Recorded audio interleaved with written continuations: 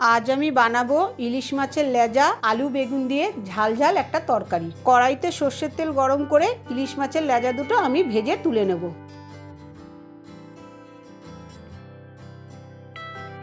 ওই তেলের মধ্যেই আমি কিছুটা কালো জিরা আর একটা শুকনো লঙ্কা সোমবার দেবো। এখন আমি একটু এটা নাড়াচাড়া করে পেঁয়াজ কুচি, রসুন কুচি, লঙ্কা কুচি দিয়ে দেবো।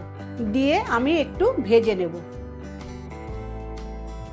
আগে থেকে কাটা আলুটা আমি এখন এর মধ্যে দিয়ে দেবো। আলুটাকে আমি হালকা করে একটু ভেজে নিয়ে এর মধ্যে আমি পরিমাণ মতো নুন, হলুদ আর একটু লঙ্কার গুঁড়ো দিয়ে আবার মশলাটাকে একটু নাড়াচাড়া করে নেব। এখন আমি কাটা বেগুনগুলো এর মধ্যে দিয়ে আবার সব উপকরণগুলো একসঙ্গে মিশিয়ে নেব। এখন আমি এর মধ্যে একটুখানি জল দিয়ে দেবো। দিয়ে আমি 5-7 মিনিটের জন্য ঢেকে দেব। এখন আমি ঢাকাটা তুলে নেব। আগে থেকে যেই মাছটা ভেজে রেখেছিলাম সেটাকে আমি কাটাটা ভালো করে ছাড়িয়ে নিয়ে এখন আমি এর মধ্যে দিয়ে দেবো। এখন আমি সবগুলোকে কিছুক্ষণ ভালো করে নাড়াচাড়া করে আমি গ্যাসের ফ্লেম বন্ধ করে দেবো।